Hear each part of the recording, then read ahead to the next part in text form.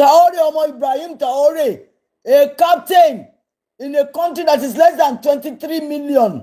Ó fèsì bàbá Tinubu ti bá yín sọ toro sọ pé àwọn kan tí ń gbẹ̀yìn wá bá òun pé kò yẹ kí n jáde ṣùgbọ́n mi ò lè gbọ́ nǹkan tí mo gbọ́ yìí kí n gbé ẹnu dákẹ́ o mi ò lè gbọ́ nǹkan tí mo gbọ́ yìí kí n gbé ẹnu dákẹ́. ẹ̀yin èèyàn wa káàkiri gbogbo àgbáláyé ẹ̀yin ọmọ Yorùbá tàtà ẹ jẹ́ ká gbé ọ̀rọ̀ yìí yẹ̀ wò ọ̀rọ̀ yìí ní agbára o kódà àṣírí ńlá ni Mrs. Mọ́wùmí Lawan tí wọ́n tú fún gbogbo àwọn ọmọ káàárọ̀ òjìrè pàápàá jùlọ àwọn ọmọ Nàìjíríà níbikíbi tá a ti láǹfààní tẹ̀ tí ń gbọ́ wa. Ẹ wo ọ̀rọ̀ kúnnú fọ́nrán ẹ̀yin èèyàn àṣírí bàǹtàbàǹtà tó yìí tó ń lọ tí ẹnikẹ́ni ò sì mọ̀. Ẹ wo mo gbé dánsákì fún Mrs. Aisha Lawan fún ọ̀rọ̀ tí wọ́n sọ yìí fún àṣírí tí wọ́n tún fún gbogbo ẹ̀yin ọmọ Nàìjíríà. Ẹ wo ẹ̀yin èèyàn wa ẹ mọ̀ wá jẹun gbà yín lákòókò ẹ ṣí ẹ fọ́nrán yìí kó go far ẹ jẹ́ kó kan gbogbo àwọn ọmọ Nàìjíríà káàkiri gbogbo àgbáláyé pàápàá jùlọ àwọn ọmọ káàárọ̀ òjíire ẹ jẹ́ kó kan everybody lára ká mọ ibi tá à ń lọ lórílẹ̀‐èdè wa. Rẹ́rẹ́ rún nǹkan ń lọ lábẹ́lẹ̀ o ẹ̀yin èèyàn wa ẹ mọ̀ wá jẹun gbà yín lákòókò fáǹfààní ẹ̀yin tẹ́ ti subscribe sórí ètò yìí ẹ subscribe sórí ètò Kúnlé Ìjẹ̀ṣà kẹ́ lè mọ jàǹfààní bàbá tó ṣe mú fọ́nrán wá fún gbogbo ẹ̀yin èèyàn wa káàkiri gbogbo àgbáláyé. Ẹ jẹ́ ká gbọ́ ọ̀rọ̀ tí mọ́mi Aisha Lawan tí wọ́n tún sọ nípa ìgbésẹ̀ tí àwọn olórí wa ń gbé ìyẹn president wa ọ̀rọ̀ yìí in fact ó lágbára o ṣùgbọ́n ọ̀rọ̀ lè dùn lẹ́nu wa bí ẹnu ọlọ́rọ̀. Ẹ jẹ́ ká gbé mọ́mi Aisha wọlé kán ṣàlàyé ọ̀rọ̀ lẹ́kùnrẹ́rẹ́. Ẹ wo ẹ má jẹ́ gbà yín lákòókò tẹ́ bá wá ní nǹkan tẹ́yin náà fẹ́ sọ ẹ sọ sí àpò kọ́mẹ́ǹtì wa. Ẹ jẹ́ ká lọ gbọ́ fọ́nrán bó ṣe lọ. Eléyìí gbàǹgbà ẹ súnmọ́ mi o ẹ̀yin ará mi ẹ̀yin ọmọ Yorùbá ògidì ẹ súnmọ́ mi kẹ́tún gbọ́ eléyìí tún lé o eléyìí tún ó ṣọ̀kànnà ó polúṣu ṣùgbọ́n ẹ súnmọ́ mi kẹ́ wá gbọ́ à ń láti máa jíra wa day by day à ń láti máa tara wa jí lóbolo. Ẹ̀yin ará mi ṣe ẹ gbọ́ pé ọmọ olódò ọdẹ bàbá T-Pain bàbá Abibati bàbá Zainab bàbá Fọláṣadé bàbá Ṣèyí wọ́n tún ti ta mọ́ pléènì wọ́n tún láwọn lọ sí France for another 10 days. President Tinubu nìkan ni mo mọ̀ among all the presidents tí ò lè ṣe oṣù kan ní ìlú bàbá ńlá bàbá ẹ̀ tó ti jẹ olórí. Kí ni bàbá yìí ń wá káàkiri tó ń wẹ̀sì owó wa bí ọmọ ẹlẹ́dà bí ọmọ onínàkúnà tí gbogbo yín dẹ̀ ganu kalẹ̀ sí ṣùgbọ́n mo mọ̀ pé ẹ̀ ganu kalẹ̀ sí Tinubu lẹ́nu lásán. Bàbá Tinubu ti dè gbogbo yín mọ́lẹ̀ ẹ lè ṣe nǹkan kan torí náà ló ṣe ń ṣe gbogbo ohun tó ń ṣe. Ó ti dè yín o ẹ̀yin ará mi tẹ́ bá fẹ́ kẹ́ gbọ́ tẹ́ bá fẹ́ kẹ́ má gbà ohun tó mú bàbá Tinubu ló ń ṣe o ṣùgbọ́n mo mọ̀ pé ó máa kádàjẹ apẹ̀rẹ̀ níjọ́ kan. Eléyìí ò lè continue o ẹ̀yin ọmọ Yorùbá ògidì ni mò ń bá sọ̀rọ̀ yìí o. Bàbá Tinubu ti di nǹkan míì kalẹ̀ sí yín lọ́rùn. Ẹnujọ́ mẹ́ta yìí ni the owner of a school ní ṣe middle belt àbí state àwọn Igbo ó ní táwọn ọmọléèwé bá fẹ́ máa wọlé ńsìn àwọn ọmọ máa test wọn fún drugs torí pé kí ni addiction ti pọ̀ láàrin àwọn ọmọ youth wá ń sìn yìí o ààrò oúnjẹ jẹ kòlóòsì kòdíìnì kokéènì làwọn ọmọ wa ń jẹ ẹ wá ní kó gbádùn ẹ wá ní kí wọ́n lè rorí. Téèyàn bá ti ń mu oògùn olóró kò lè gbádùn kò lè rorí. Béèyàn mú go bọ́tù ọtí mẹ́ta orí ẹ̀ ò lè ṣiṣẹ́ mọ́ not to talk of drugs but àwọn tó ń ta drugs fún wọn they are smiling to the bank wọ́n ń ba ayé àwọn ọmọ wa jẹ́ àwa dákẹ́ ẹ̀ ń wò wọ́n kékeré ní ti àwọn Fúlàní o ẹ̀yin èèyàn mi drug máa sọ ìlú di ìdàkúdà ó máa sọ àwọn ọmọ wa dolòṣì kalẹ̀ ó máa di pé a máa tún ní mental situation nílùú tí ò sóúnjẹ nílùú tí gbogbo àwọn doctors wa ti kúrò nílùú ẹ̀yin ará mi níbo lẹwà ṣe ń sùn ni ẹ gbóhùn sókè ẹ má sùn àwọn tẹ́ pè ní olórí yìí àwọn ọ̀jẹ̀lú yìí wọ́n fẹ́ ba ayé àwọn ọmọ yín jẹ́ náà wọ́n fẹ́ ba ayé àwọn ọmọ yín jẹ́ ní o èmi pariwo tó o drugs ti wà ní gbogbo area Nàìjíríà ń sìn àfi kí Ọlọ́run ọba kó ṣọ́ àwọn ọmọ àwọn tó ń tà wọ́n ready láti ba ayé anybody jẹ́ as long as àwọn bá ń rí owó ipa tí bàbá Tinubu wá kó òun ni mo fẹ́ sọ fún yín sìn ipa tó léwu gidi ní ìgbà tó lé nkàkà ní nísìnyí o ẹ̀yin ará mi wọ́n ní bàbá Tinubu ó aláwu Colombia airline direct Colombia airline wá sí Nàìjíríà. Colombia is a South American country. Colombia Spanish ló ń sọ àwa àti Colombia ní much in common o. Colombia ò kì í ṣe Britain o. Colombia ò kì í ṣe America o. Colombia ò kì í ṣe Canada o. Wọn ò gbédè wa àgbédè wọn o. Tí bàbá Tinubu bá wá gbà káwọn máa ní direct flight wá sí Nàìjíríà àti rugi oyin nìyẹn o. Ẹ bi mí pé kí ló dé tí mo fi sọ bẹ́ẹ̀. Ní Colombia they are the major producer and traffickers of cocaine. Ẹ jẹ́ kí n kà á fún yín nítorí mo lọ ṣèwádìí nígbà tí mo gbọ́. Wọ́n ń pe àwọn gúrùpù kan ní Cali ti bẹ̀rẹ̀ láti 1977 títí di 1995 18 years tó ti ń deal pẹ̀lú cocaine all over the world ni. Wọ́n wá ṣe lásán pẹ̀lú violence. Tó bá dé ìlú kan táwọn officials ibẹ̀ ò bá gbà wọ́n á pa wọ́n. They are wicked, they are vicious. Wọ́n tún ní wicked jù àwọn Fúlàní lọ o. Ẹ̀yin ará mi ẹ máa gbọ́n tí mo ń sọ fún yín o. Cali wọ́n ti ń gbé cocaine all over the world láti 1977 títí di 1995. Wọ́n ò dẹ̀ dúró. Wọ́n ti make more than 10 billion lórí cocaine. Ọ̀tún ti bà ayé ìlú tó ń gbé lọ. Ó ti bà wọ́n jẹ́. Ṣé yẹn dá? Wọ́n tún pè kan ní Norte del Valle. Àwọn yẹn bẹ̀rẹ̀ cocaine trafficking wọn láti 1995 to year 2008 23 years làwọn fi ń ṣe lọ́tún fi ṣe tiwọn. Wọ́n ò dáwọ́ dúró. Ìjọba wọn ń bá wọn fà ní Colombia o but wọ́n ti pa don't be naughty sáwọn àwọn authorities wọn lára. Ẹ̀yin ará mi ohun tí bàbá T-Pain fẹ́ gbé bá yín nìyẹn. Àwọn cocaine cartel tó jẹ́ pé ìbọn tí wọ́n gan tún sophisticated ju AK-47 Fúlàní lọ. Ṣé rí pé àwọn olórí burúkú ni wọ́n fẹ́ fàyè wa wọ́n fẹ́ fi wé gbèdò wọ́n fẹ́ fàyè àwọn ọmọ wa wọ́n fẹ́ fi ta káìtì. Ẹ máa lísìn ni o. Nígbà tí Norte del Valle tó ṣe tiẹ̀ títí 2008 wọ́n ń pè kan ní Clandel Golfo ìyẹn bẹ̀rẹ̀ tiẹ̀ láti 2001 ó sì ń go on as at now. Ó ń go on as at now. Wọ́n ti make over $10 billion lórí oògùn olóró.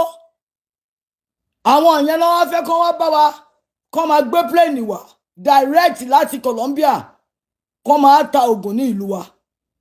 ẹ̀yin ará mi o wọ́n fẹ́ bà ayé àwọn ọmọ yín jẹ́ ni tán bá gbà kí Colombia kó máa wọlé wọn ò kó nǹkan kan wá o oògùn olóró ló fẹ́ kó fáwọn ọmọ yín wọ́n á máa lọ sí universities wọ́n á máa lọ sí high school gbogbo àwọn ọmọ yín náà máa sọ ní drug addict kalẹ̀ àwa rẹ̀ àlọ́ hospital o àwa rẹ̀ àwọn doctors ti sá kúrò nílùú o àwa máa rí wèrè àwọn ọmọ wa máa ya wèrè sójú títì ṣé ìyẹn lẹ fẹ́ rán ẹ̀yin abiyamọ o ẹ̀yin abiyamọ ayé ẹ dìde wọ́n fẹ́ sọyọ yín dìbànújẹ́ mọ́ yín lọ́wọ́ bàbá Tinubu o ọmọ olódò ọdẹ ò fẹ́ bà ayé àwọn ọmọ wa jẹ́ ó bímọ tiẹ̀ o bàbá Tinubu Abibat wà l'Amẹ́ríkà tó ra lé 2.5 million fún ó wá fẹ́ gbé Colombia cartel drug cartel ó fẹ́ gbé wá bá wa kó máa wá supply àwọn ọmọ wa pẹ̀lú cocaine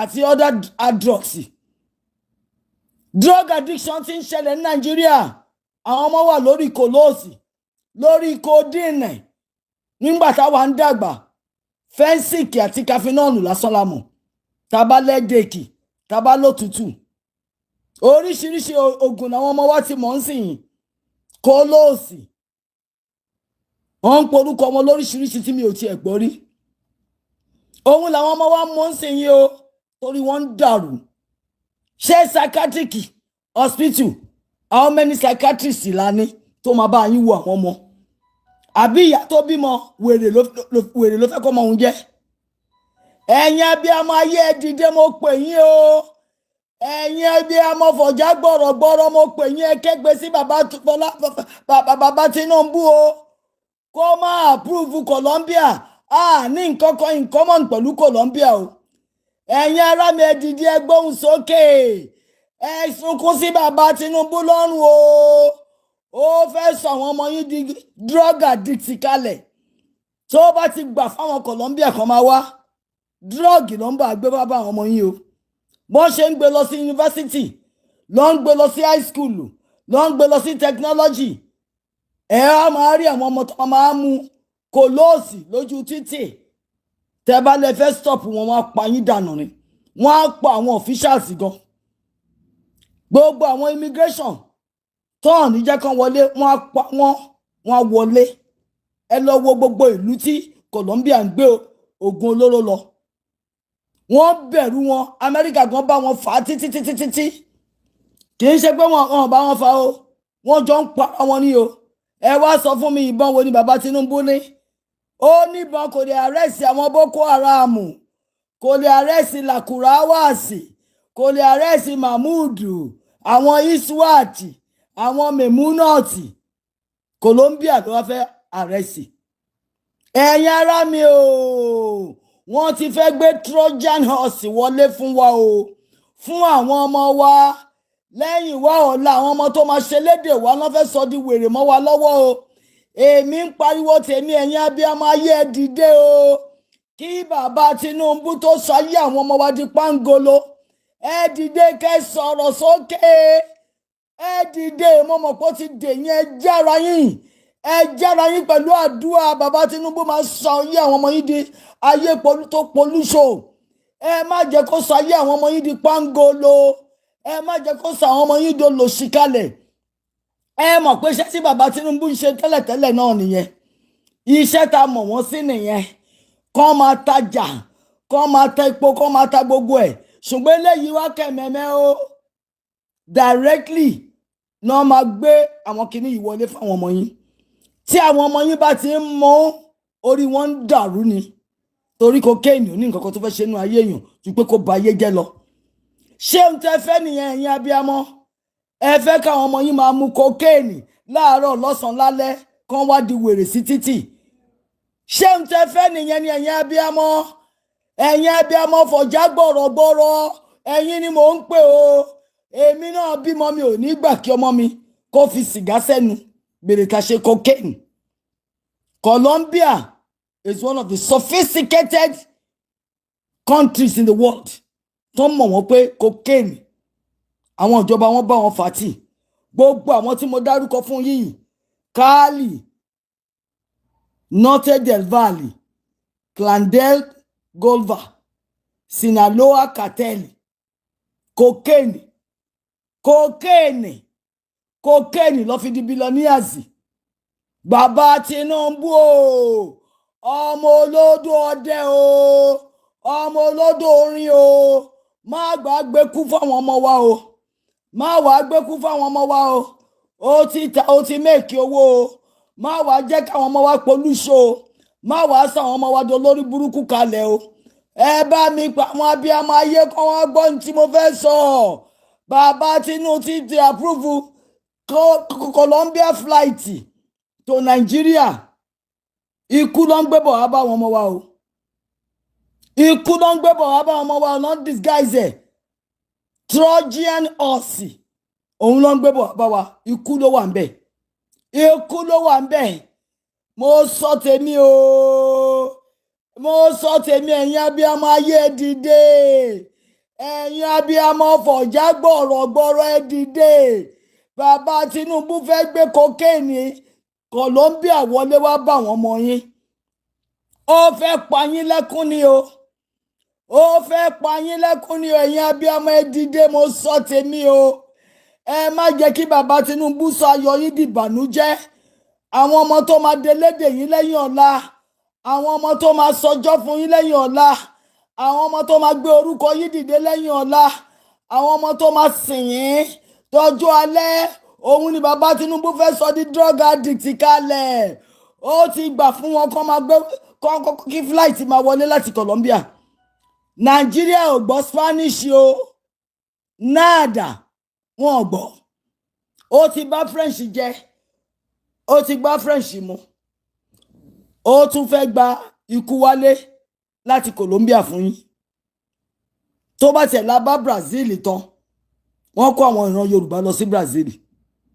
Colombia ńkọ́ ṣàtúnsọ Spanish ni. Ẹ̀yin ará mi àní kẹ́ dìde kẹ́ súnmọ́ mi kẹ́ gbọ́n tí mo ń wí láàárọ̀ yìí o. Bàbá Tinubu fẹ́ fi ikú lọ àwọn ọmọ yín. Ó fẹ́ gbé ikú lé àwọn ọmọ yín lórí. Ó fẹ́ sọ àwọn ọmọ yín di amùsùà, aṣiwèrè pẹ̀lú cocaine. N tí bàbá Tinubu ń ṣe nìyẹn o. Ó fẹ́ sọ ayé àwọn ọmọ yín polúṣo sódà tí wọn ò nílé dìde kán láwọn fẹ́ arrest. Wọn ò nílé dìde kán láwọn fẹ́ ṣe rally. Àwọn ọmọ yín ò nílé dìde kán láwọn fẹ́ go against gbogbo policy olórí burúkú tó ń gbé kalẹ̀. Ó fẹ́ sọ wọ́n di go on song. Tó wọ́n bá dẹ̀ ti yí lórí, kí ló fẹ́ sọ tẹ́nì kankan fẹ́ dá sí? Ẹ dìde, ẹ̀yin abiyamọ ayé ẹ dìde. Ẹ dìde, mo pè yín o. Abiyamọ fọ̀já gbọ̀rọ̀gbọ̀rọ̀ ẹ dìde. Ẹ̀yin obìnrin abiyagba. Ẹ̀yin náà dákẹ́ ń wò wọ́n. Ẹ dákẹ́ ń wò nǹkan tí bàbá Tinubu fẹ́ ṣe fáwọn ọmọ ìlú. Ó fẹ́ sọ wọ́n di ológogoro. Ó fẹ́ sọ wọ́n da mùsùà. Ó fẹ́ sọ àwọn ọmọ wa di wèrè lọ́sàn-án gangan. Bàbá Tinubu ó tún ti kẹ́sẹ̀ méjì, ó ti lọ sí France. Bàbá tí tambo ló ń jẹ nídìí tí ò lè jókòó. Kò lè jókòó oṣù kan nílùú ẹ̀ àfi kó máa lọ kiri bí ìgbóná. Bàbá Tinubu ń lọ kiri bí ejò tán gé nírù. Ó ti dè wá mọ́lẹ̀ o. Ẹ dìde, ẹ dìde, ẹ dìde. Ẹ̀yin èèyàn mi ẹ dìde. Má jẹ́ kí bàbá Tinubu bà yé wa jẹ́. Ẹ dìde o. Ẹ̀yin ọmọ Yorùbá ògidì. Bàbá Tinubu ti approve Colombia flight direct. Gbọ́ Spanish o. Wọ́n wá ṣe kán fẹ́ kó yín o. Kò sí ní tẹ́ fẹ́ lọ ṣe ní Colombia. Ní nǹkan kan in common. Tán bá wá drug ló ń gbé bọ̀ wá bá yín lù yín. Wọ́n á wá transfer ẹ̀. Àwọn olórí burúkú kan wà tó máa aláwọ̀ wọn kan wọlé o. Tó máa ta drugs fáwọn ọmọ yín léèwé. Wọ́n á tàkò dẹ̀ sí ní tẹ́ máa ṣe. Torí tẹ́ bá lè fẹ́ bá wọn jà, wọ́n á pa yín. Wọ́n á pa yín ní. Apànìyàn tó tó àwọn drug cartel yóò sì. Ẹ wojú bàbá Tinubu gan bó ṣe ràn kó kíá. Torí apàyàn kan náà ni wọ́n. Mo sọ tèmi o, ẹ̀yin ará mi. Tẹ́ bá wá jẹ́ kẹ́lẹ́ yìí kó settle down. Kí flight yẹn kó máa wọlé kó máa lọ. Ìyẹn ló ń pè ní ọlọ́mọ ò ní mọ́mọ́ mọ́ o. Ọlọ́mọ ò ní mọ́mọ́ mọ́. àwọn ọmọ yín tó ti ń gbọ́rọ̀ sí yín lẹ́nu nígbà tó máa fi fa kokéènì lẹ́ẹ̀mejì lẹ́ẹ̀mẹ́ta torí wọ́n yí Ọlọ́run má jẹ́ kó ọmọ yín gan tún gbébọn kó gbọ́bẹ kó gún yín pa bẹ́ẹ̀ ni mo sọ torí tọmọ bá mu kokéènì yìí á gbébọn apá ẹnìbòdì tọmọ bá mu kokéènì bámbám tó yó á gbọ́bẹ á gún ẹnìbòdì pa ṣé ń tẹ fẹ́ nìyẹn ẹ̀yin abiyamọ fọ̀já gbọ̀rọ̀gbọ̀rọ̀ bàbá Tinubu fẹ́ sọ àwọn ọmọ yín di cocaine addict kalẹ̀ mo ní kẹ́ dìde kẹ́ bẹ̀rẹ̀ sí ní pariwo ẹ̀yin officials torí yín pé tẹ lọ́mọ because nítorí pé some of you abroad làwọn ọmọ yín wẹ̀ kíá ó máa kànràn yín àwọn ọ̀bátan yín kọ́ àwọn nieces and nephews yín kọ́ àwọn cousins yín kọ́ tọmọ yín ò bá sí ní Nàìjíríà àwọn ẹbí yín tó kù ńkọ́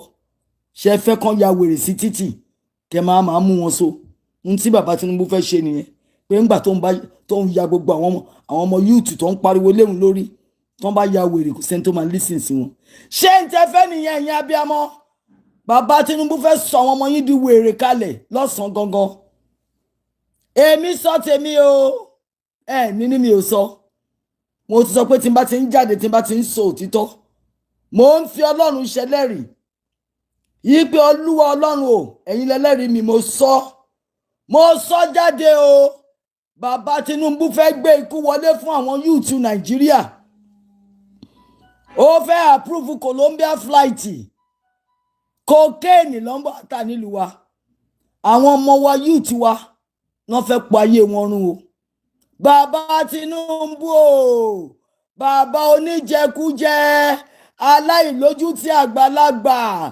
aláìnílàákàyè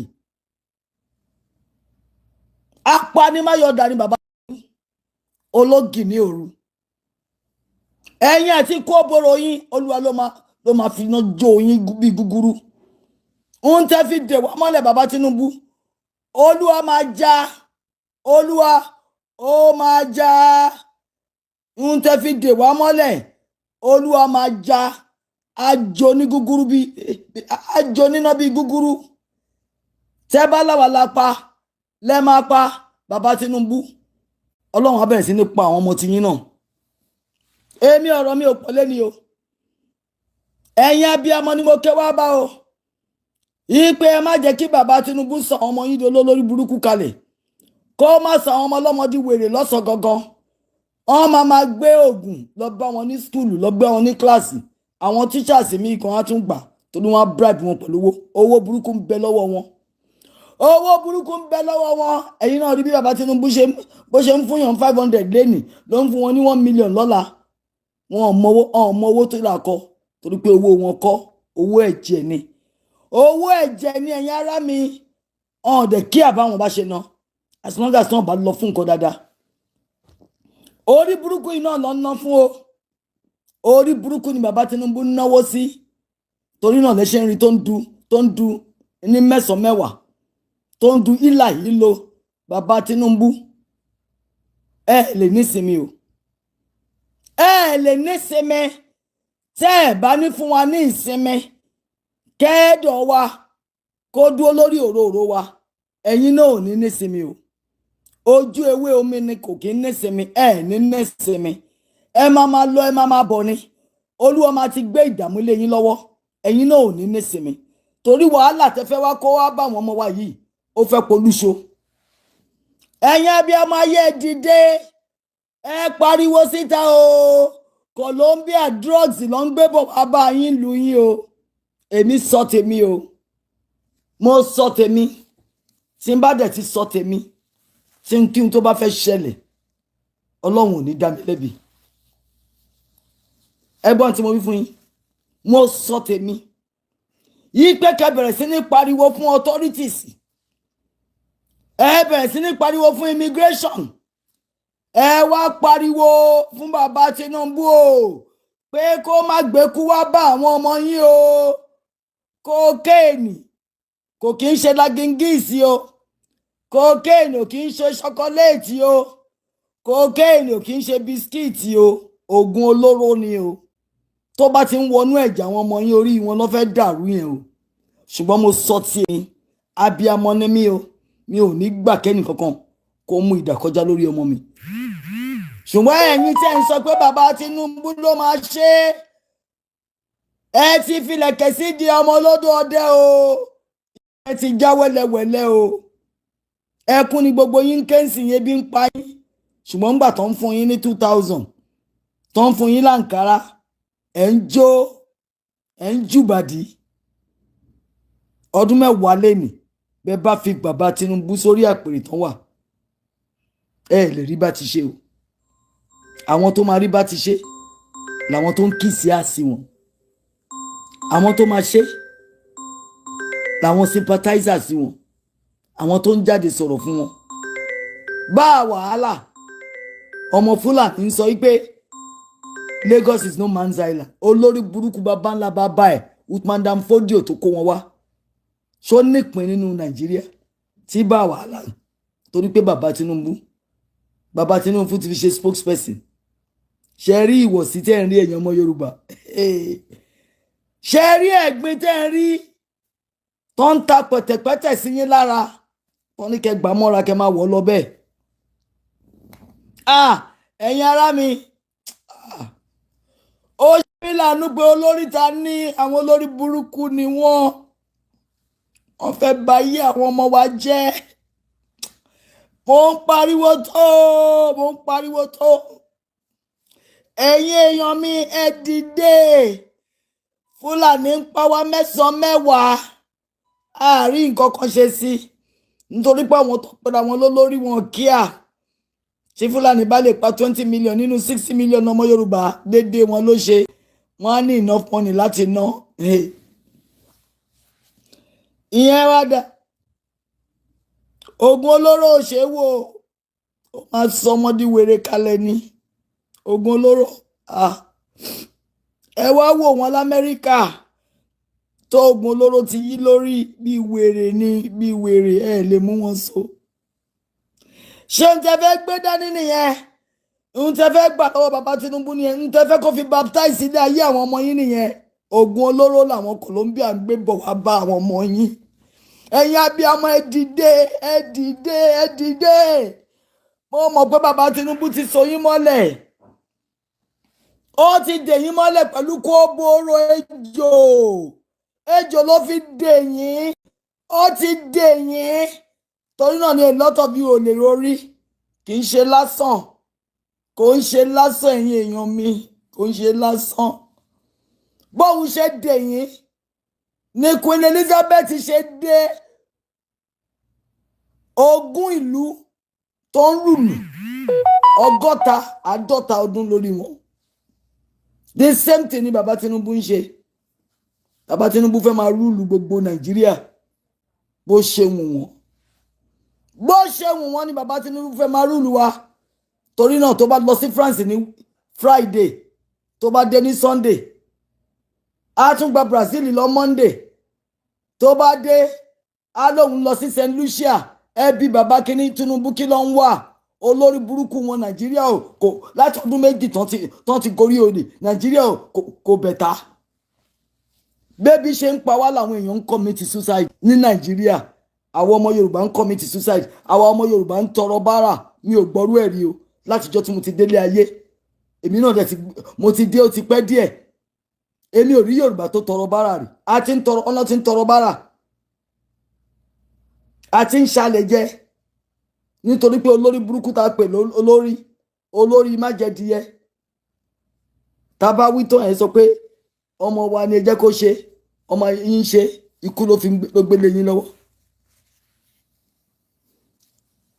ikú ni bàbá Tinubu gbélé yín lọ́wọ́ o. tó bá wá gbé Colombia flight tó ní kó máa wọlé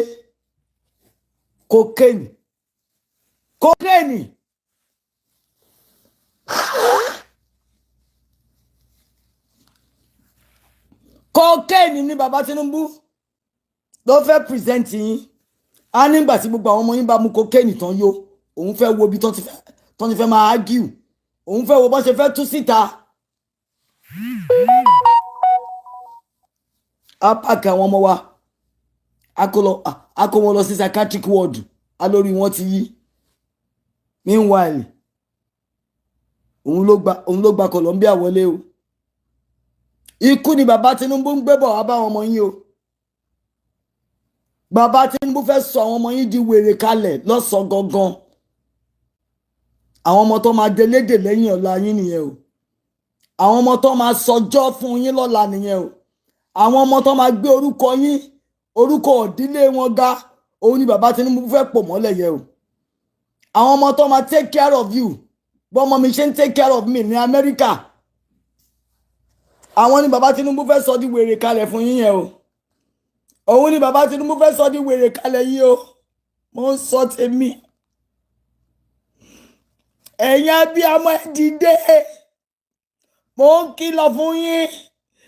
Tẹ́ bá jẹ́ kí bàbá Tinubu kó sọ àwọn ọmọ yín di aṣiwèrè kalẹ̀. Nǹkan burúkú ni o. Wèrè ò ṣe é wò. Wèrè ò ṣe é wò tó bá jẹ́ pé wèrè kokéènì ni. Tó ṣe é wò.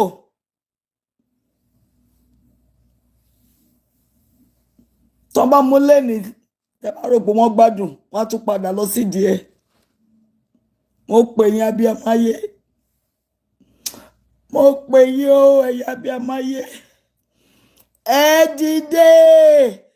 Ẹ dìde, ẹ má jẹ́ kí bàbá Tinubu Basira, ẹ má jẹ́ kó pa Basira mọ́ yín lára. Mo mọ̀ pé ó ti dè yín bọ̀ tí ẹ dìde. Ẹ̀yin náà ẹ fi àdúrà gbéra. Bàbá Tinubu ti bìlíìfù pé òun ti fi orí yín sí àpò. Ó ní gbogbo àwọn ọmọ Èkó tó bá ń sùn kọ́kọ́rọ́ wọn inú àpò mú ló wà.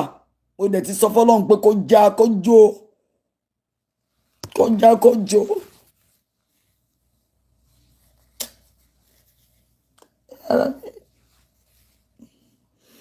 Ẹ̀yin ará mi.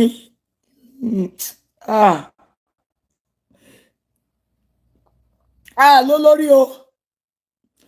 Amúnisìn. Àwọn amúnisìn la ní. Wọ́n dẹ̀ nífẹ̀ẹ́ anybody afárá wọn.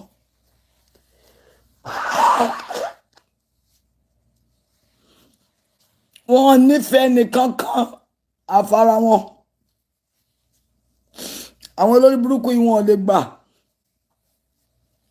Apààyàn wọn kan mú dà kọjá lórí àwọn ọmọ tiwọn. But wọ́n kíá. Wọ́n kíá. Dangote ó ń fi mọ́tò ẹ̀ ó fi ń pọ̀yàn kiri. Kò sẹ́ni tó mú sí, kò sẹ́ni tó gbé lọ́kọ̀tì. But Dangote gan ó máa gbọ́ wọ̀n ẹ́.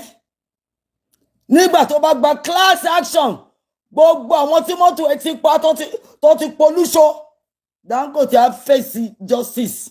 Èmi ni mo sọ bẹ́ẹ̀. Ó ń rúgbó bọ̀ ni. Gbogbo yín lè máa gba class action. Ẹ̀yin ará mi tẹ́ bá ń gbọ́ mi, mo ti sọ fún yín. Ẹ lọ bá mi collect gbogbo orúkọ àwọn senator yín.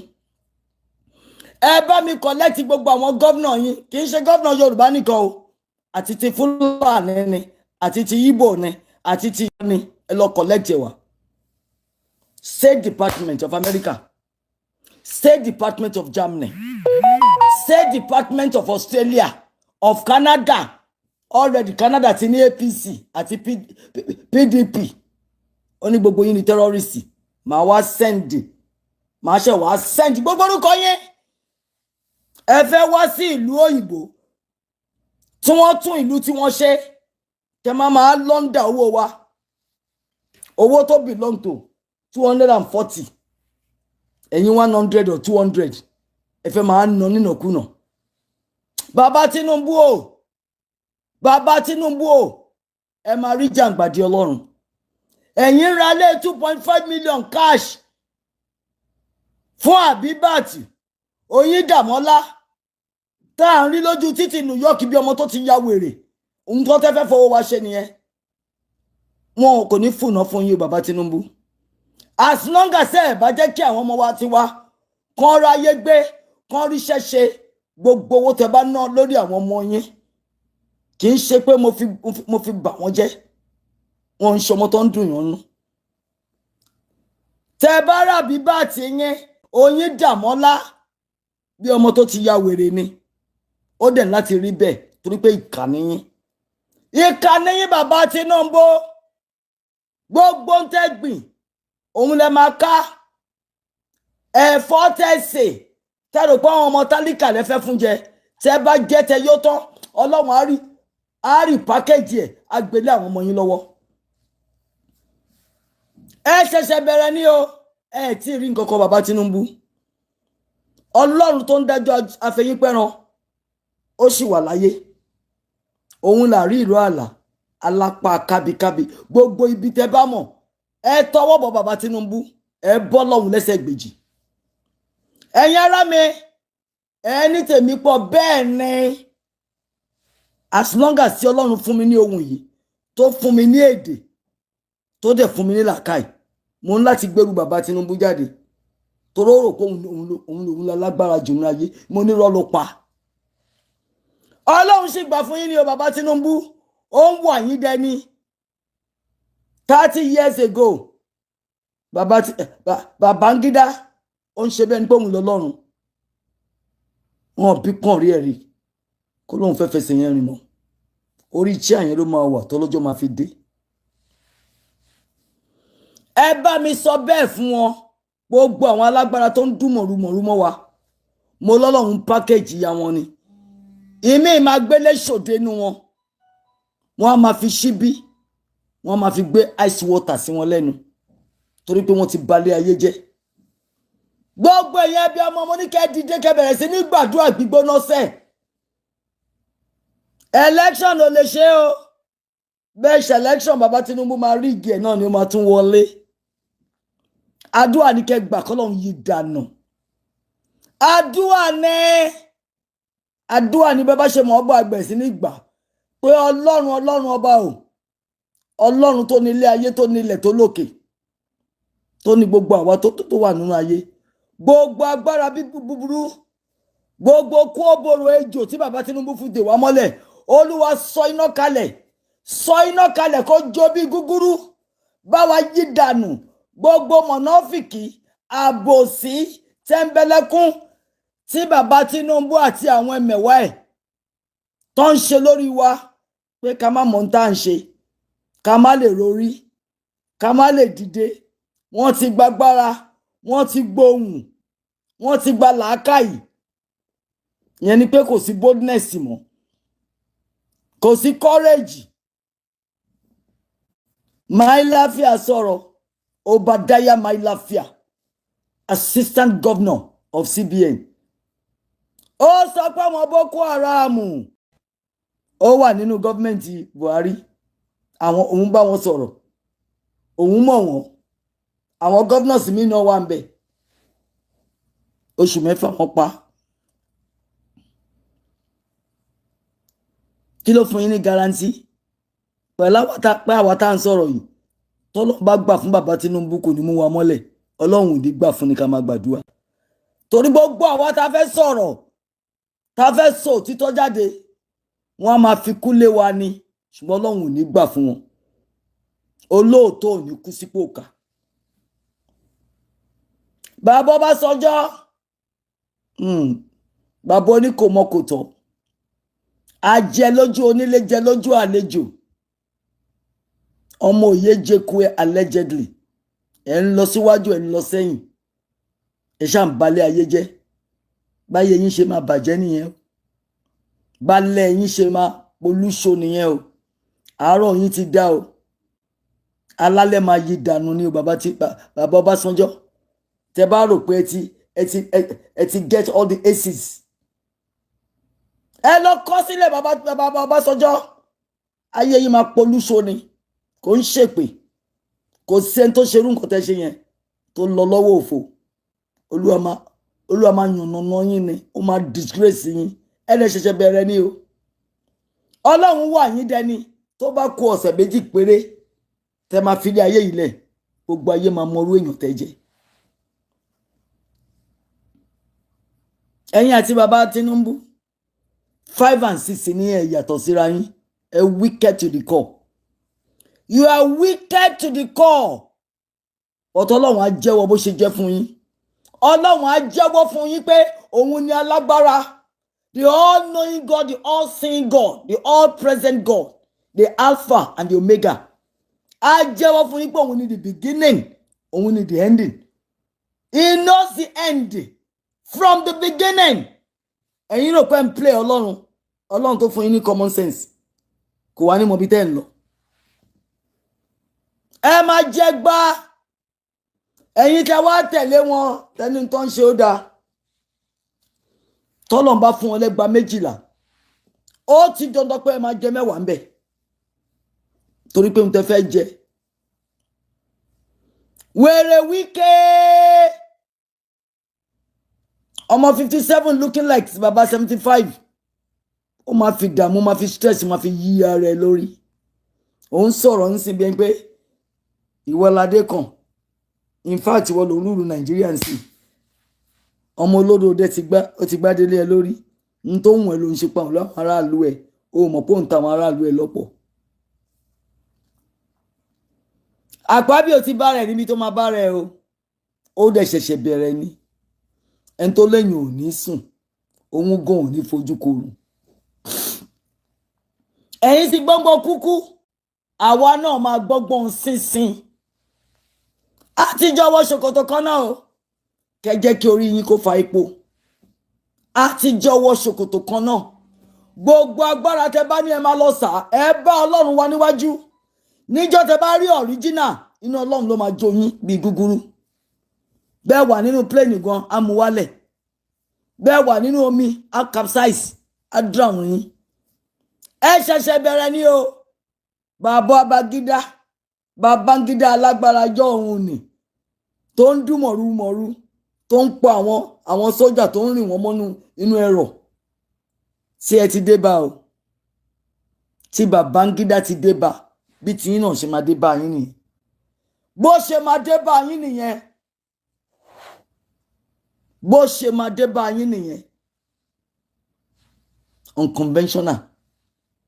Unexpected. Bó ṣe máa dé bá yín nìyẹn. Ọlọ́run alágbára. A lè wí lè ṣe. A lè ṣe lè wí. Àrí ìró àlá.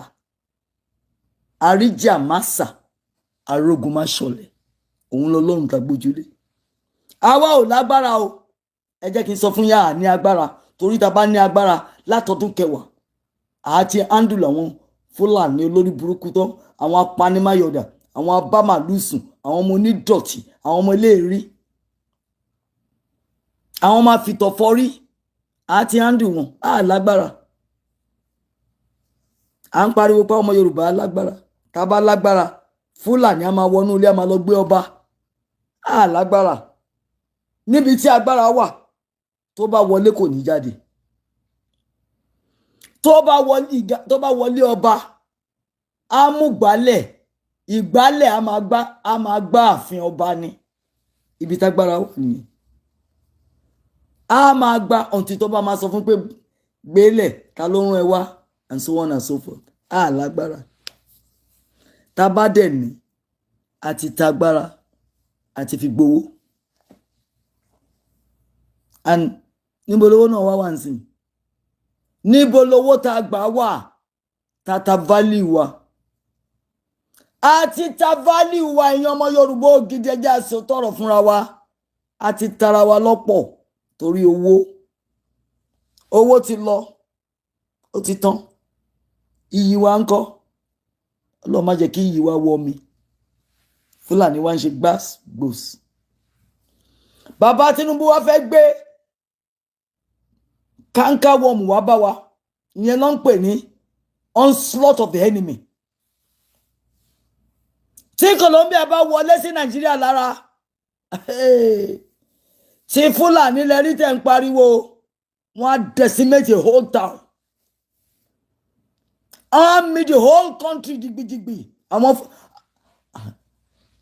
Fúlàní gan a máa bẹ́rí fún wọn ni. Because wọ́n rán wọn ní cocaine yìí o. Ẹ̀tọ́ máa rán wọn ní cocaine yìí o. Wọ́n rán wọn kán bẹ̀rẹ̀ sí ní já sí títì.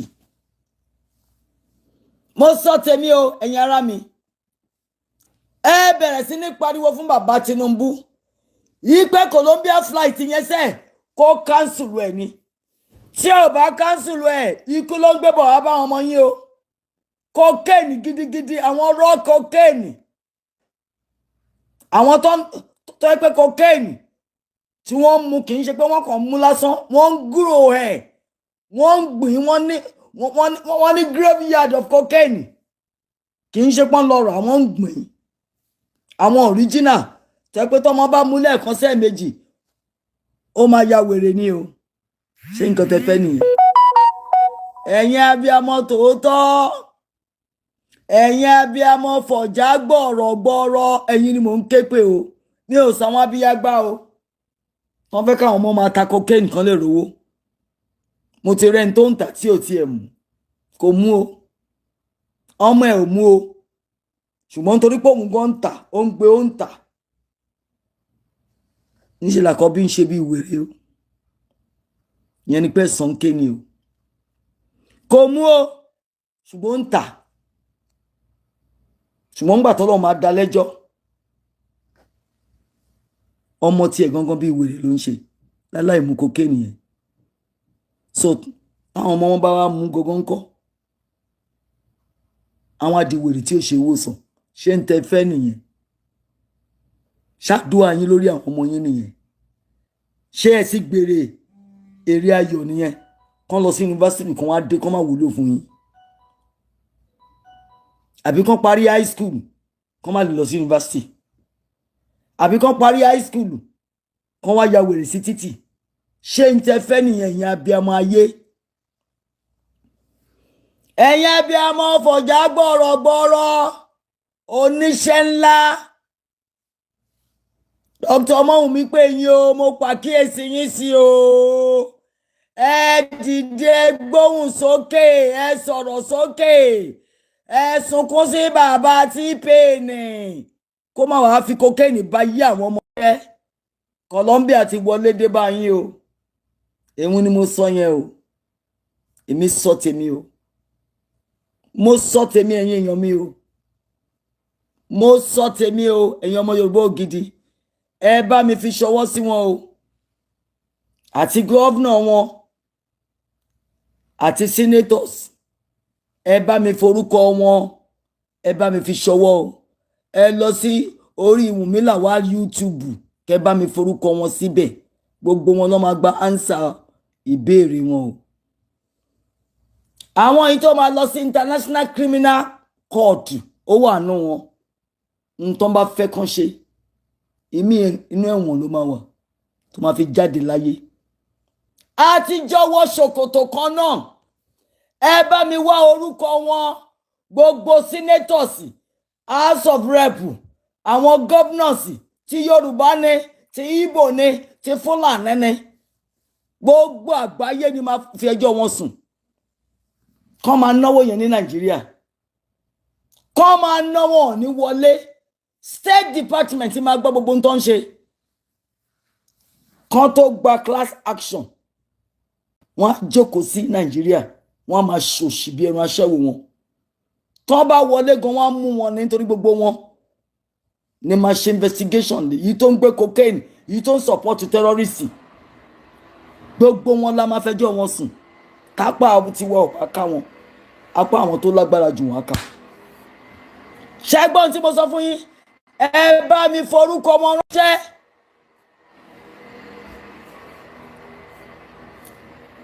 mo mà pa bí o number 3 person àwọn yòókù ẹ bá mi forúkọ wọn ránṣẹ́ táàpá bí o bá lóun fẹ́ wọlé mo ti ní kan náà àwọn brothers mi tó mọ̀ dáadáa gbogbo wọn something trillion tó jí allegedly á pọ̀ o gbogbo iṣẹ́ rí bí ibi tó ti ṣe àwọn tó ti polúṣọ tó ti payé wọn tó ti ṣayé wọn légbodò gbogbo ẹ̀ ló máa tó bá wo Amẹ́ríkà yìí ẹ̀wọ̀n ló ń lọ ẹ bá mi sọ fún kó yá jókòó sí Nàìjíríà kán gbé lọ Turkey kán gbé lọ sí India táwọn èèyàn bá ti rówó wọn tọ́jú ẹ̀ tó bá wọ United States ẹ bá mi sọ fún pé ẹ̀wọ̀n ló ń lọ o ẹ̀wọ̀n ló ń lọ gbogbo owó tó jí allegedly probably ó lè ní wọ́n gbogbo wọn ló lè ṣàmẹ́sí àmẹ́sí tí ìyàwó ẹ̀ ń gba 4 billion nítorí pé ó ń tírèènì olódòrò àbàtà ó mọ̀ tírèènì kí ló ń tírèènì wọ́n ṣe máa jí owó àmẹ́sí yẹn á lóun fẹ́ jẹ president ẹ fẹ́ folùṣọ́ owó yín àbí El-Rufai tó ní kéèsì over 100 billion fraud àbí Ganduje àwọn tẹ́ fẹ́ gbé ilé ayé yín lọ́wọ́ nìyẹn àwọn apanimáyọ̀dà lóríṣiríṣi ẹ̀ẹ́dẹ̀ tí ẹ̀rọ rí ẹ̀yọ́ ọmọ Yorùbá ẹ sì fẹ́ káwọn Fúlàní tó ń tùtù yín bíi second class third class citizens ẹ sì fẹ́ bá wọn ṣe níbo ni dignity yín wà níbo ni grace yín wà níbo ni pride yín as a people wà tó bá yẹ pé àwọn ọmọ àfọ̀tọ̀ àfitọ̀ fọ́rí lẹ́fẹ́ kó máa lead yín kẹ́yìn máa tẹ̀lé wọn bí ìsàngbétọ̀. Who does that? Have you ever sat down láti wò pé irú ìgbésí wo ni àti rí PhD Ọ̀ṣínbàjò a whole PhD tó lóun fẹ́ gba second position lẹ́yìn mọ̀nà ń bẹ́ sálì Buhari a whole PhD tọ́mátì ẹ̀ sọ yẹ kó sound insulting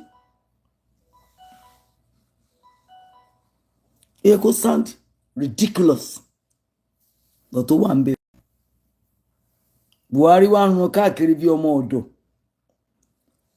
ó di vice president money distributor ṣe ń táwọn ọmọ Yorùbá fẹ́ dà ní ládùúgbò gbogbo làákà ìtàlá ni síbẹ̀síbẹ̀ yín kan ṣe sọ pé ẹ fẹ́ bá Fúlàní ṣe ẹ̀yin ọmọ àlè Yorùbá ìṣẹ̀lẹ̀ fẹ́ bá wọn Nàìjíríà dúró ẹ make 46% internal generated revenue yín 46%. The rest of the region not making the rest of the 54%. ṣùgbọ́n gbà tán federal government bá fún yín lówó ẹ̀yin tẹ́ make 46%, ẹ̀yin lẹ́ make owó jù wọ́n fún yín 16%. ẹ ṣe calculation bẹ́ẹ̀ tí ẹ mọ̀ mathematics tẹ́ ẹ mọ̀ advance ẹ tún lè ṣe arithmetic ṣé ẹ lè ṣe arithmetic náà gbogbo ẹ̀yin intelligentsia ẹ̀yin miseducated elite ọmọ Yorùbá ẹ̀yin morons tẹ́ kóra yín jọ síbẹ̀ tẹ́ kàn lù tí owó tẹ́ ẹ̀ nírò rí ọmọrogún orí yín wọ́n ti sọ dànù Fúlàní ti fi màálù tán bá sùn wọ́n ti fi gbọ́pọlọ yín wọ́n ti fi kó yín níyè lọ wọ́n ti fi kó yín ní courage yín nígboyà ẹ lè sọ̀rọ̀ sókè ẹ pa 46 náírà àwọn kan pa 4 náírà àwọn tó gba 4 náírà gọ́ọ̀mẹ̀ntì ń fún wọn 25 náírà àwọn tó pa 6 náírà gọ́ọ̀mẹ̀ntì ń fún wọn ní 44 náírà ẹ̀yin tẹ́ wá pa 46 náírà wọ́n kó 16 náírà fún yín ẹ ṣe ṣírò tó bá jẹ́ pé ọmọ rí pípé wà ṣe bẹ́ẹ̀ lọ́lẹ̀wé ẹ wá ń ṣe bí àpọ̀dà 9 inú yín dẹ̀ ń dùn wọ́n ń fòṣì lọ yín wọ́n ń fi jẹ yín ẹ jókòó sínú ẹrọ̀fọ̀ ìdọ̀tí shame ẹ̀yin ọmọ Yorùbá tẹ́lẹ̀ kàwé tẹ́dọ̀ lóńdùkalẹ̀ tẹ́dọ̀dẹ̀ tẹ́dọ̀pọ̀nà tẹ́dọ̀mọ̀mú tẹ́dọ̀dẹ̀ kalẹ̀ tó ń ṣe gbàspos fún yín tí Fúlàní bá gbá yín létí lọ́tí ọ̀tún Ìgbò àgbá yín létí òsì wọ́n wá sọ yín di bọ́ọ̀lù inú yín wá ń dùn ẹ̀ ń ṣòṣì bí ẹran aṣẹ́wó ẹ̀ mọ̀jú pátí lọ pátí kẹfẹ́ ìyàwó kejì kẹfẹ́ kẹta mo lè fẹ́ mú yẹn sí tí Fúlàní bá bá yín tó kẹ́ra plẹ́ẹ̀nì gan Fúlàní aṣọ náà sí aṣọ gbogbo ẹ̀dí gúgúrú fún yín ẹ̀yin aṣiwèrè nǹkan tó yẹ kẹ́ mú dání ẹ̀ mú dání ẹ ti sọ pride yín nù ẹ ti sọ integrity yín ẹ ti sọ ilẹ̀ ẹ̀yin aláìní tìjú adójútì ni some of you ojú ń tì mí fún yín ojú ń tì mí fún yín pẹ̀lú yín la máa pè ní leader lead nǹkan kan push ara into the precipice one push ẹ máa jábọ́ ẹ máa forí fọ́ dànù ni ní yorùbá dára dárédèrè ẹ̀yin ará mi ẹ̀yin ọmọ ìyá mi nínú ẹ̀jẹ̀ ní tí mo bá wálé nínú yẹn o fún bàbá Tinubu o bàbá T-Pain bàbá cocaine master kó má gbé Colombia flight wọlé o cocaine náà fẹ́ fi ba yí àwọn ọmọ yín jẹ́ cocaine and Colombia wọ́n violent ju Fúlàní lọ ẹgbọ́n tí mo sọ they can kill the whole town and they will not care Fúlàní lẹ rí tẹ́ ń pariwo tẹ́ bá kan Colombia ẹni kò mọ̀ ni ẹni mọ̀ wọ́n ò kò wọ́n ẹ ti dáràn nìyẹn ọ̀rọ̀ mi ò jù báyìí lọ mo fi Ọlọ́run ṣẹlẹ́rìí o mo sọ tèmi o ẹ má lẹ́ẹ̀gbọ́ o kò sẹ́jẹ́ anybody lọ́wọ́ mi torí mo kígbe fún yín ọ̀rọ̀ mi ò jù báyìí lọ lẹ́yìn màá máa rí yín bá ẹ ṣé ojoojúmọ́ tí mò ń wá tẹ́ ẹ̀ encourage mi láti máa sọ̀rọ̀ mo ń dúpẹ́ lọ́wọ́ yín Olúwa mú wa dání àwọn èdìdí ọ̀run á dè wá àní jábọ́ àwọn alálẹ̀ ò ní yọ̀ wá ṣubú àní ṣubú dànù ní agbára Elédùmarè bó ṣe máa rí nìyẹn o a máa dé ilẹ̀ lérí Israeli wọ́n wà lọ́dọ̀ Egypt fún 430 years wọ́n jáde o towótowó tọlátọlá a máa jáde lọ́dọ̀ àwọn amúnisìn kí n tó wá lọ ẹjẹ́ kí n tún já yín sí eléyìí lè ṣàyí ó lè yà yín lẹ́nu bó tó yẹ kó là yín lẹ́nu ẹ ti mọ orú èèyàn tí Ibrahim Traore ń ṣe o ẹ̀yin ará mi gbogbo nǹkan táwọn olówó Yorùbá ò lè sọ tán láwọn ní àwọn nígboyà Ibrahim Traore ti challenge bàbá Tinubu ó ní kó pín Nàìjíríà sí north and south ṣùgbọ́n mo sọ pé Ibrahim Traore that's not the answer south gan ò lè jẹ́ nǹkan kan náà torí pé ní south a ní Igbo a ní Yorùbá a ní Akwa Ibom a ní Edo àwa bíi mẹ́fà la wà ní south orúkálukú máa jẹ́ orúkọ fádà ẹni èmi ò gbọ́ Igbo tó bá kọ́ Yorùbá àti jókòó lé yín lórí náà ni o èmi ò gbọ́ Igbo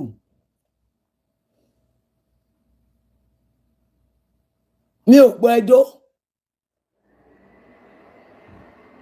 nítorí náà Traore ti sọ ohun tẹ́yìn ojo ẹ̀yin ojo ọmọ Yorùbá ò lè sọ fún bàbá Tinubu pé ìlú yìí Traore ọmọ Ibrahim Traore a captain in a country that is less than 23 million ó fèsì bàbá Tinubu ti bá yín sọ tọ́rọ sọ pé àwọn kan ti ń gbẹ̀yìn wá bá wọn pé kóhun ràn wọ́n lọ́wọ́ ó dẹ̀ ti dá wọn lóhùn olóhùn ò lè fight battle yín fún yín tẹ́ bá jọmọkọ ẹ dìde dúró ẹ fight battle yín like men òun á support yín o tọ́rọ wọn ò gbà kẹ́nìbọ̀dì kó tẹ́ anybody mọ́lẹ̀ ọ̀tún kọ́ ló máa fight battle yín fún yín ọ̀rọ̀ ti sọ̀rọ̀ ẹ̀yin ojú ọmọ Yorùbá tẹ́lẹ̀ fẹ́ máa bá Fúlàní lọ ohun tẹ́ ẹ lè sọ Ibrahim Traore ti bá yín sọ ó ti sọ sọ́lọ́wọ́ lódú ọdẹ pé pín ló yẹn yóò fi ẹ̀jẹ̀ sáùtù bàbá Tinubu bínú o ogun ló fẹ́ bá Traore jà òtítọ́ korò but Traore ti sọ jáde ohun tẹ́ ẹ lè sọ jáde tẹ́ ẹ ń bẹ̀rù bàbá Tinubu kó má mú yín pa Traore ti bá yín sọ ní to hell bàbá Tinubu ní kó yí ohun padà ó ní irọ́ ló pa òun ò yí nǹkan kan padà ohun tó wà nílẹ̀ yìí ó ti di international forum issue ẹ lè gbóhùn sókè kẹsàn fún bàbá Tinubu kó pin ṣùgbọ́n Traore ọmọ 36-year-old èmi nù yín ti 70 ẹ ti 75 yìí tó 80 yìí tó ṣe ti kọjá 80 ẹ lè sọ sókè ojo níyìn cowardly missing mouth making mouth òun ló pọ̀ jù nù yín ẹ wá máa dàgbàdé olórí burúkú kiri ẹ ní gboyà kankan Ibrahim Traore ọmọ 36-year-old 36-year-old ló ń fèsì bàbá Tinubu ló ń sọ pé tú South sílẹ̀ gbẹ́sẹ̀ kúrò lọ́rùn wọn. You have no citizen. Prisoners ló kó dání.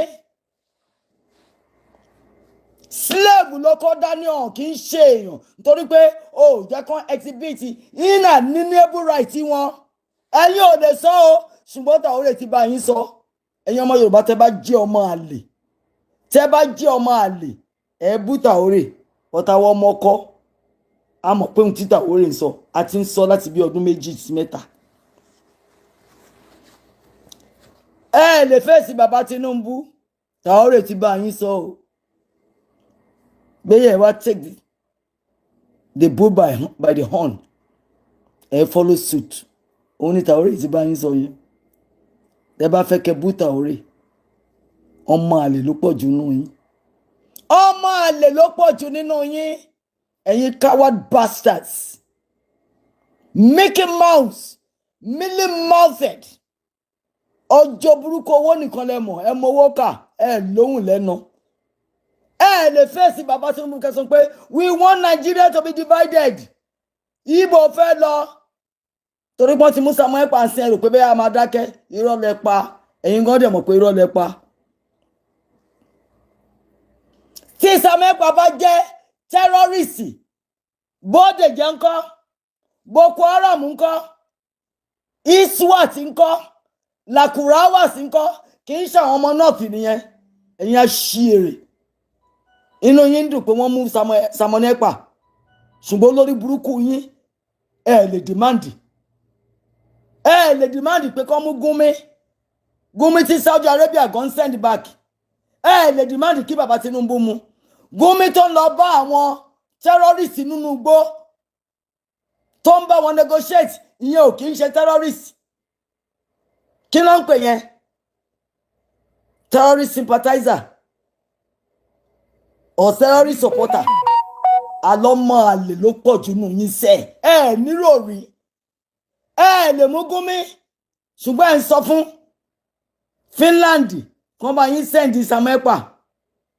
Ṣé bí n tẹ́ fẹ́ ṣe fún Nnamdi Kanu náà ni ẹ fẹ́ tì mọ́lé tí tó máa fi kú sí yín lọ́wọ́. Alẹ́ ogun tẹ́ ẹ fẹ́ yẹn ń tẹ́ máa rí gbẹ̀yìn nìyẹn. Ṣé láàánú ká ṣe ní ìtùbí ìnùbí kórúkálukú lọ́jọ́ orúkọ fádà ẹ̀ nírọ́ orí ẹ̀ lè máa kú sí. Ẹgbọ́n tí mo sọ fún yín àti bàbá Tinubu ní o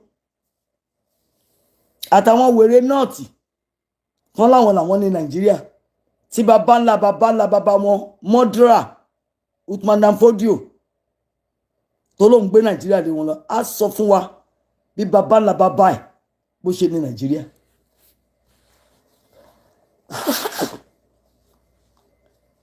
Ẹ̀yin ọmọ Yorùbá gidi ọjọ́ làwọn olórí yín báwọn olórí wa dẹ̀ ní máa pè ní tán láwọn ń ṣe lórí wa ọjọ́ ni wọ́n. They are just mealy-mouthed. They are making mouse. Èkúté ni wọ́n. Àrùn tí ń bá wọn pé táwọn bá sọ̀rọ̀. Ológbò ìyá àgbà Fúlàní á mú àwọn jẹ. Bàbá Tinubu á dá wọn mọ́lẹ̀.